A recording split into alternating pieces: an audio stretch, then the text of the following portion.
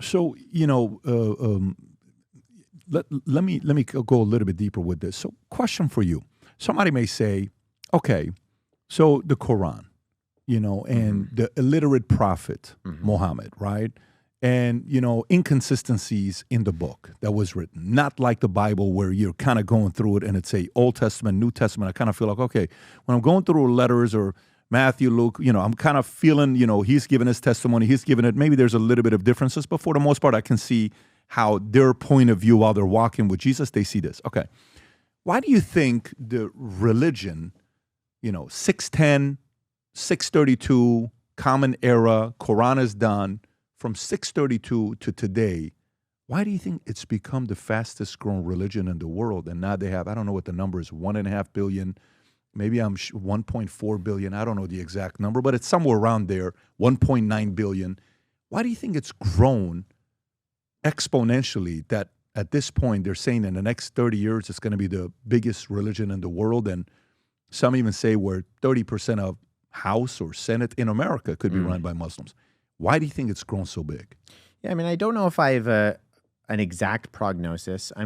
Islam is a very different religion than something like Christianity in that it has a socio-political component to it that Christianity doesn't, in that it is a political religious system. And it was designed that way from its beginning, in that Muhammad, if once again we're assuming that the traditional Islamic sources are correct, he was a warlord. And so if from its inception there's been a different attitude, Jesus was the crucified Messiah in that he said, I've come to not be served, but to serve. And so when we see the beginnings of Christianity, we see an attitude where people are motivated by love your neighbor, pray for those who persecute you, love those who hate you. If a Roman soldier asks for your tunic, you give him, your undercoat also. And so there's a different attitude when we look at the substance of something like Christianity, in that Christians were willing to be persecuted and die because they believed that Jesus had already won, that he was sitting at the right hand of the Father. And so their battle cries were pray and pray, evangelize, and be willing to lose your life for this message.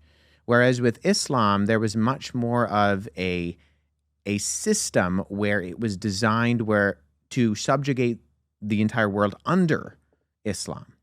So you have the Dar al-Islam, the House of Islam, and then you have the rest of the world. And so I think there's a political component to Islam that is very different than Christianity. I think there's also, especially in the West, we're basically being outbred in that traditional Muslim homes have more kids. There's also the component of having more wives within majority Muslim countries that's allowed, but having more kids. And so you have more kids and you have a system that allows for certain things.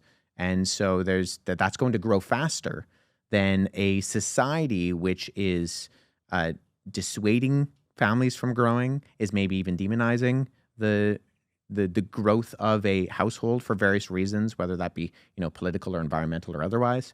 And so you just have very different worldview foundations for something like Christianity than you do for something like Islam. Do you think the world's a better placed based on one faith or the other? Meaning, when you're speaking with Muslims, there's a pride for them to, we're going to outgrow you and we're going to be the dominant religion in the world.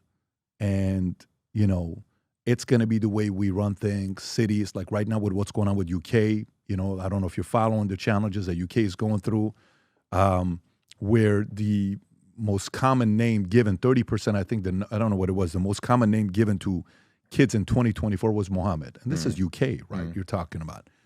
Do you think Christians, the goal is to what?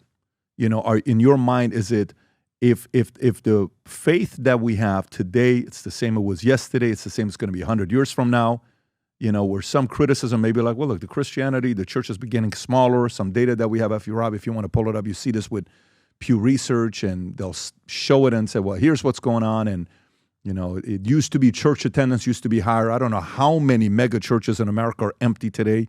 And I've gone to many of them. And you name them, I've been to a lot of mega churches in America today, because you're going places like, I want to see how this guy preaches. I want to see how that guy preaches.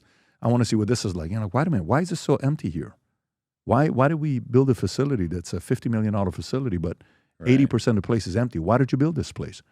Why do you think on one side, one religion is growing and the other one isn't? Like, this is a number right here, if you look at it, right? From 1940, church memberships amongst U.S. adults, 73, 76, 73. So we're around 70% for about 45 years. Then it drops, still at 70% in 2000. But in the last 20 years, 70, 64, 61, 57, 55, 50, 47.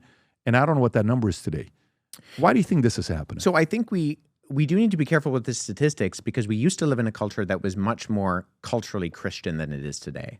And sometimes I look at these numbers and I often wonder, okay, yes, you see this kind of downward trajectory, but I wonder, in Canada, in not that long ago, only a few decades ago, you had something like the Lord's Day Act, where you were not allowed to have a business open on Sunday because it was the Lord's Day. Mm-hmm. And there was just more of a cultural zeitgeist that was not necessarily, I think, Christian it was Christian out of convenience, not Christian out of conviction.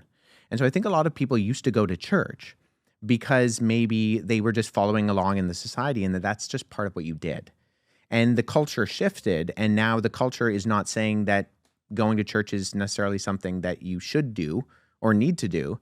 And so I'm always curious as to how many of these people who used to, fill out the little tick box and say, I'm a Christian, I go to church on Sunday, how many of them were doing so because it was just par for the course for their culture, and the culture shifted and they weren't really necessarily convictionally Christian then, and they were following the stream of the flow of the culture, and the stream of the flow shifted. And so now it's just more culturally accepted to not go to church. And so I wonder whether the people who are going to church now are actually those that choose to go to church convictionally and are what you would refer to as the actual Christians, that feel that conviction that Jesus is their Lord and Savior. You know what I would say to that? So in the insurance company I built, we're a high-volume recruiting insurance agency. And we grew from 60 agents to 60,000 agents. Mm. And I knew when I went to an office, they used to have 100 agents coming to meetings on Saturdays, okay, or Tuesday nights. And then I'd come back a year later, and they're down to 20. And I would say, hey, what happened to attendance? A year ago, you guys had 100. Split was fired up. Now you're down to 20. And then I would see the broker running the office, let's just say he's the senior pastor, he would say, well, it's not about quantity, it's about quality. Mm. We have quality attendees, where a year ago we didn't have quality. Yeah. We had quantity. I'm solving for quality.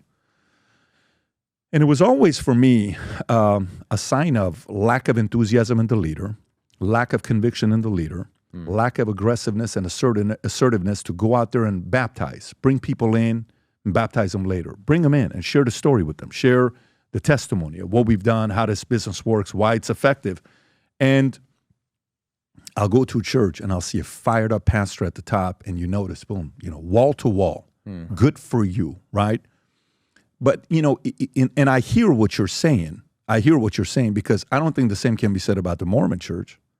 I think Mormonism is growing. When you look at their data, they're doing. And by the way, I'm not convinced about that. Well, you can say that, but data, when it's shown to me. Sure. And let me tell you where I'm going with this. You're talking to a guy that's a evangelical, non-denominational. You're Baptist, right? Yep. And I think it'd be good. One of our guys asked the question, say, hey, can you tell me the difference between Presbyterian and Orthodox? And I said, I'm going to ask Wes, so I think that's a good thing for you to break down. Nowadays, more than ever, the brand you wear reflects and represents who you are. So for us, if you wear a Future Looks Bright hat or a Valuetainment gear, you're telling the world, I'm optimistic. I'm excited about what's going to be happening, but you're a free thinker. You question things. You like debate. And by the way, last year, 120,000 people got a piece of Future Looks Bright gear with Valuetainment. We have so many new things. The cufflinks are here. New future looks bright. This is my favorite, the green one. Just yesterday, somebody placed an order for 100 of these. If you watch the PBD podcast, you got a bunch to choose from. White ones, black ones. If you smoke cigars and you come to our cigar lounge, we have this high quality lighter cutter and a holder for the cigars. We got sweaters with the Valuetainment logo on it. We got mugs. We got a bunch of different things.